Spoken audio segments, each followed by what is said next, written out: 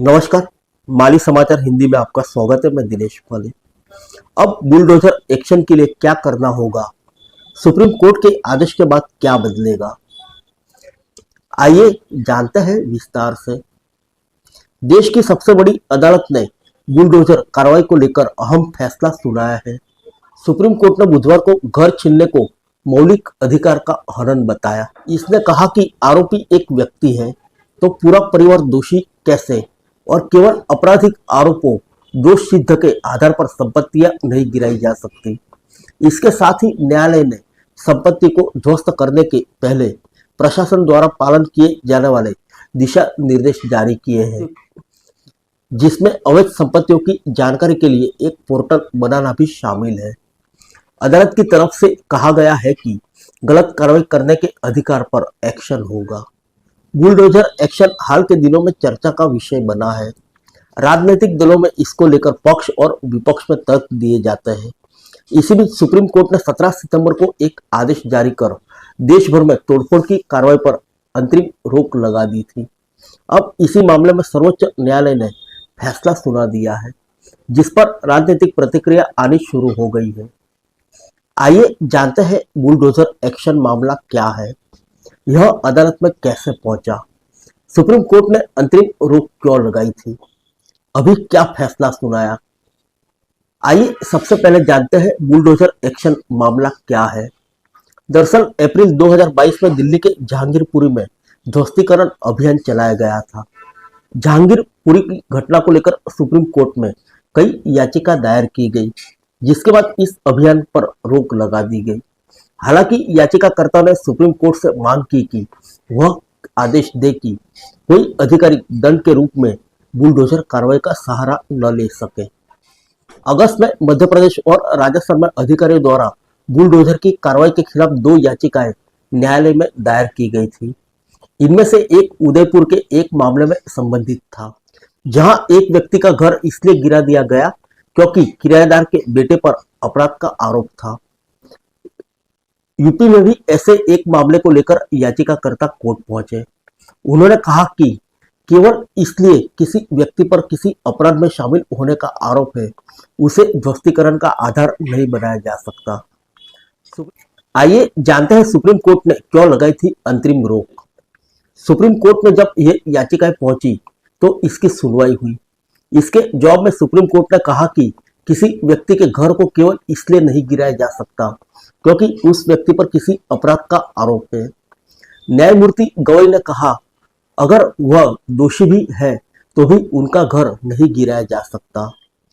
कानून के अनुसार प्रक्रिया के अनुसार ही घर गिराया जा सकता है। इसके बाद 17 सितंबर को न्यायालय ने एक अंतरिम आदेश पारित किया कि देश में उसकी अनुमति के बिना कोई भी तोड़फोड़ नहीं की जाएगी। हालांकि सार्वजनिक सड़कों, फुटपाथ, रेलवे लाइन या जलाशयों पर अतिक्रमण पर सुप्रीम कोर्ट ने छूट दी थी। सुप्रीम कोर्ट ने यह आदेश संविधान के अनुच्छेद 142 के तहत अपनी विशेष शक्तियों का प्रयोग करते हुए पारित किया था। आइए जानते हैं कोर्ट के आदेश के बाद क्या हुआ। 17 सितंबर के आदेश के कुछ समय के बाद असम के 46 निवासियों ने सर्वोच्च न्यायालय के आदेश के उल्लंघन का आरोप लगाते हुए एक अवमानना याचिका दायर की। न्यायालय ने इस अवमानना याचिका पर नोटिस जारी किया और यथास्थिति बनाए रखने का आदेश दिया। इसके बाद 28 सितंबर को गिर सोमनाथ में अधिकारियों द्वारा मुस्लिम धार्मिक और रिहायशी स्थलों को अवैध रूप से ध्वस्त करने का आरोप लगाते हुए एक और अवमानना याचिका दायर की गई।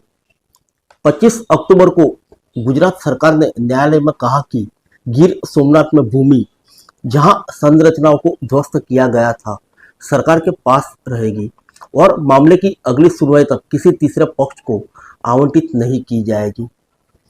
आइए जानते हैं बुलडोजर एक्शन पर सुप्रीम कोर्ट ने अब क्या फैसला सुनाया। सुप्रीम कोर्ट ने बुधवार 13 नवंबर को बुलडोजर कार्रवाई को घर छीनने के मौलिक अधिकार का हनन बताया। सुप्रीम कोर्ट ने कहा कि कार्यपालिका केवल इस आधार पर किसी व्यक्ति के मकान को नहीं गिरा सकती कि वह किसी अपराध में आरोपी या दोषी है। सुप्रीम कोर्ट ने कहा कि कार्यपालिका किसी व्यक्ति को दोषी नहीं ठहरा सकती। केवल आरोपों के आधार पर यदि कार्यपालिका किसी व्यक्ति की संपत्ति को ध्वस्त करती है तो यह कानून के शासन पर हमला होगा। कार्यपालिका जज बनकर आरोपी व्यक्ति की संपत्ति को ध्वस्त नहीं कर सकती। इमारत को ध्वस्त करने वाले बुलडोजर का भयावह दृश्य अराजकता की याद दिलाता है। हमारे संविधान लोकाचार इस तरह के कानून के इस्तेमाल की अनुमति नहीं देते। न्यायालय ने यह भी कहा कि इस तरह की संपत्तियां ध्वस्त करने वाले सरकारी अधिकारी को जवाबदेह ठहराया जाना चाहिए। इस तरह की कार्रवाई आरोपी के परिवार पर सामूहिक दंड लगाने के समान है।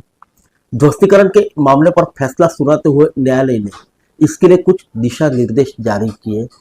आइए जानते हैं ध्वस्तीकरण को लेकर सुप्रीम कोर्ट ने क्या दिशा निर्देश जारी किए।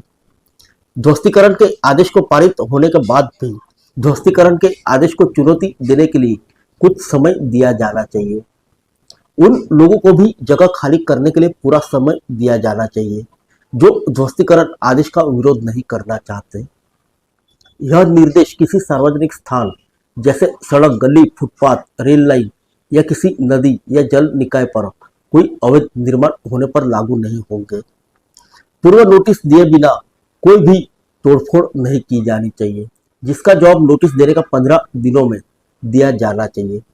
नोटिस को डाक से भेजनी होगी और निर्माण पर चिपकाया जाना चाहिए।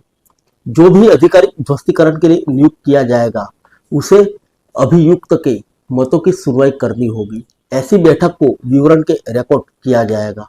तोड़फोड़ की कार्रवाई की वीडियोग्राफी की जाएगी। ध्वस्तीकरण की रिपोर्ट नगर आयुक्त को भेजी जानी चाहिए। फिर मिलेंगे अगले बुलेटिन में अन्य किसी खबर के साथ। तब तक के लिए इजाजत दीजिए। नमस्कार।